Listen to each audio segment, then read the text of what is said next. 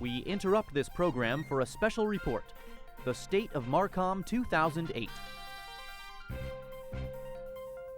Good morning.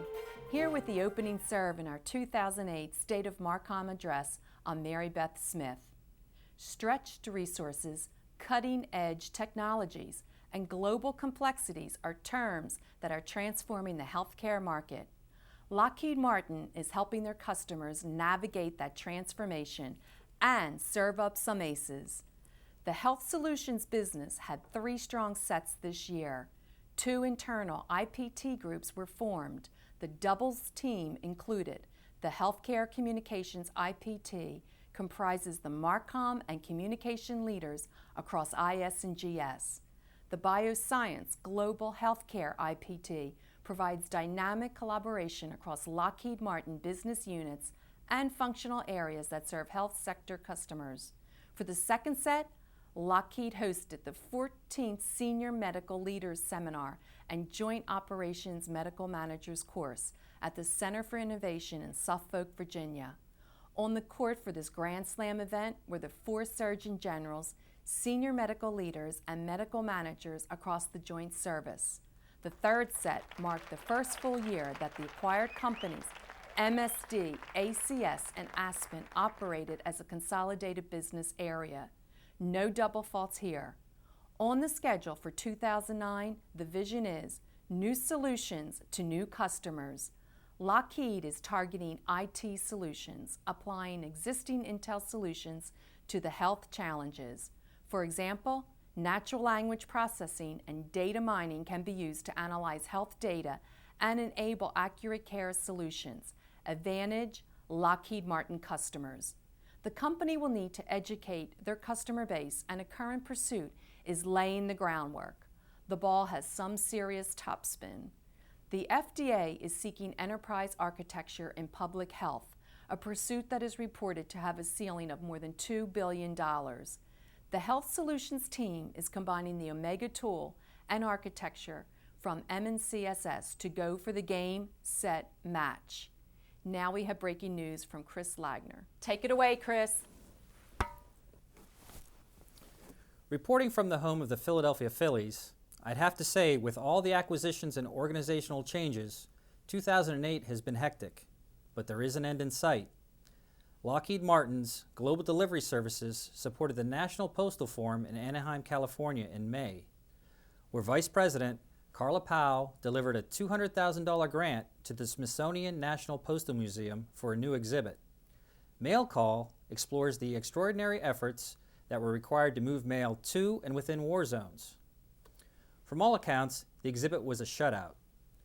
The event made inroads for GDS as the new kids on the block and was instrumental in their efforts to execute a win on the time-definite surface network proposal. They should know in early September if they're in the ball game. Things look more exciting for 2009, with GDS operating as part of the Savvy Group. On first is the Household Goods Initiative, still awaiting word on that. On second is the Department of State Supply Chain Management Initiatives to respond to the global HIV and AIDS health crisis. And on third is the U.S. Navy Medical Life Cycle Management Initiative to support expeditionary surgical systems and fleet hospitals. With strong players in the game, they'll hit a grand slam. I'm rounding third and heading into home. That's it for now from GDS. Judy, you call it. Hello, everyone. This reporter is filing her very last report on Army programs and heading out to sea. Well, retirement. But before I go, I wanted to leave you with one bit of news. Most of the programs here are doing well, except for CAM C2. As you know, Lockheed Martin was awarded this contract a few months back, and the award was followed by a protest from General Dynamics. Notification was issued 2 weeks ago that the program has been canceled due to funding issues. Lockheed Martin is fighting for the program to be reinstated because soldiers in the field need the wireless core network to reach across the battlefield or reach back to the global information grid. Now that we have that over with, let's move on to more important things like my retirement.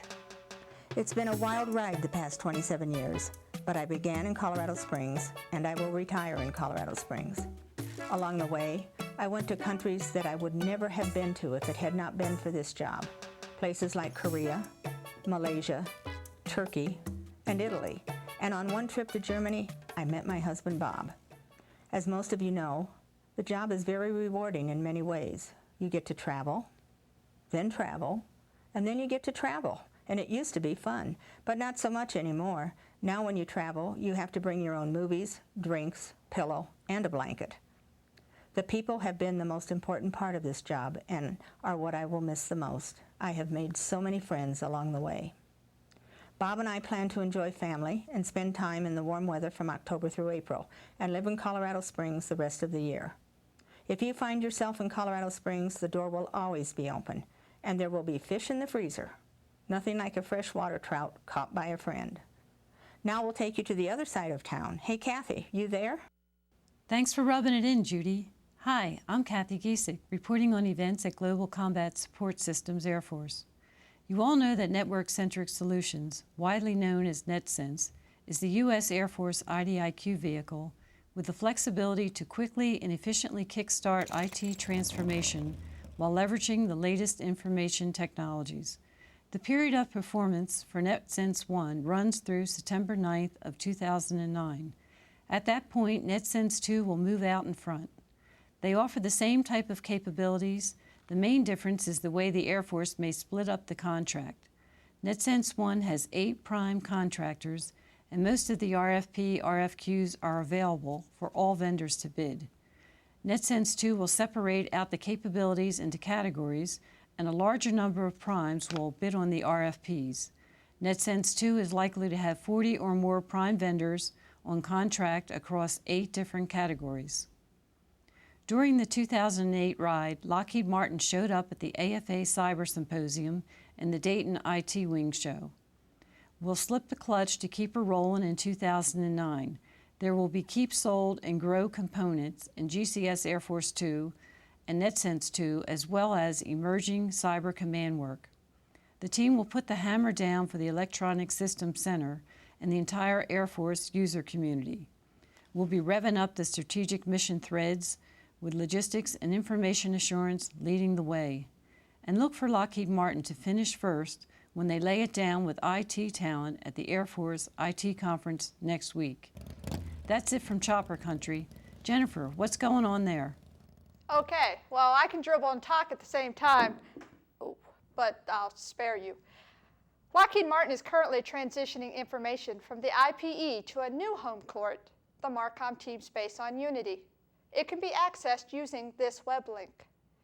This is the site they will eventually use during timeouts to catch up on show requests for the 2009 trade shows and get a sneak peek at the roster for each show. One cool play is to use the new blogging feature to network with peers, pass off information quickly, effectively, and with an eye on the slam dunk. The new space will also be used to access links, post announcements, store pictures of some of the fantastic plays, find team graphics, and view schedules for MarCom.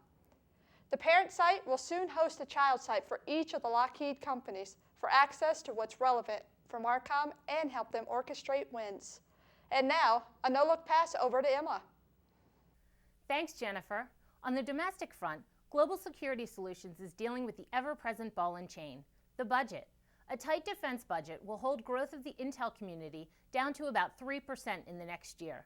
The team will need to focus on protecting the core market and retaining current business. GSS anticipates business with NGA will stay flat and Westfield's to continue to be very good, while the biggest growth is predicted from Fort Meade. I have been told that GSS has wedded themselves to some new market focus areas to carry them over the threshold into 2009. They are identity management, virtual training worlds, cybersecurity, intelligence fusion and data centers, situational awareness, and management of streaming video. The GSS team has formed a strategic alliance with Cisco and EMC to determine how the 3 companies can work together to shape the future. In the international arena, the honeymoon seems to be over.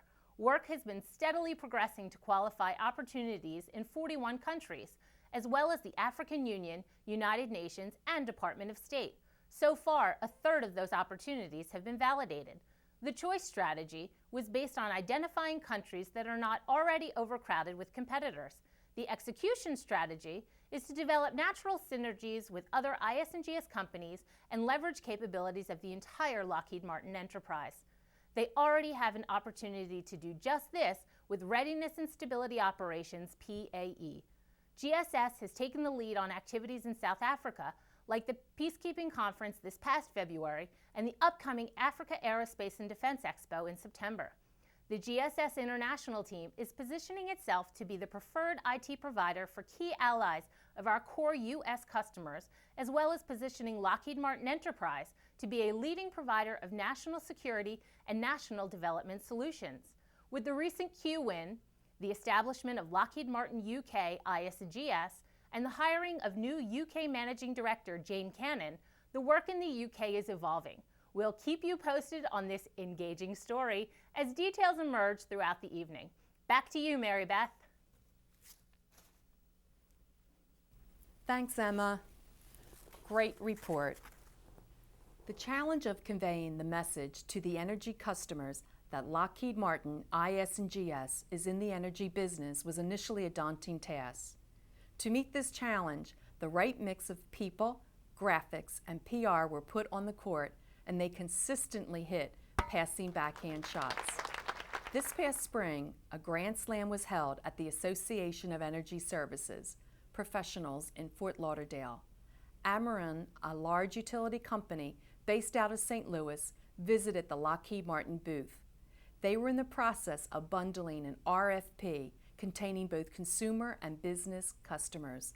The Energy Services team ended the set with $80 million of new business. An energy unity space was developed to promote collaboration across Lockheed Martin, aiming at areas like market strategy and energy technologies. It is also the home space for the IS&GS Energy Enterprise campaign. This year, the pursuit was the efficiency market. For the future, green IT systems, smart grid, and utilizing existing capabilities are the focus. The EEI conference should get the word out that IS&GS is in the game on the near-term challenges and long-term strategic issues relating to the structure, regulation, financial health, and competitiveness of the electric power industry.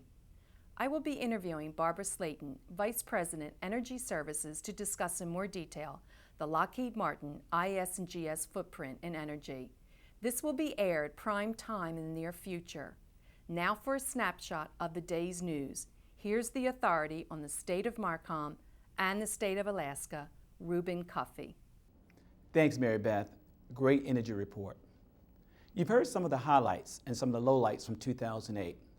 But after being in the Great Alaska Territory, I can tell you, Lockheed Martin IS&GS is only touching the tip of the iceberg. Their business portfolio is growing strong. They are entering into new markets in new parts of the world. Energy Services captured a nice little win, and the award of the Q contract gets their foot into the door of an evolving UK market. Lockheed Martin is poised for international growth in Africa, where few other companies are venturing, and new business opportunities are being pursued in 40 other countries. Now, the key for their success is taking existing IT capabilities into new focus areas with the help of their international teams and partners. Lockheed Martin is also leveraging their DoD experience to meet the challenges of the health services industry. IS&GS is looking forward to the year ahead, except for Judy Albert. She's looking forward to retirement. I can tell you, Lockheed Martin has the best people and the best tools in the business, and the picture down the road is a clear one. Thank you. This has been a special report, the State of MarCom 2008. We now rejoin our regularly scheduled program already in progress.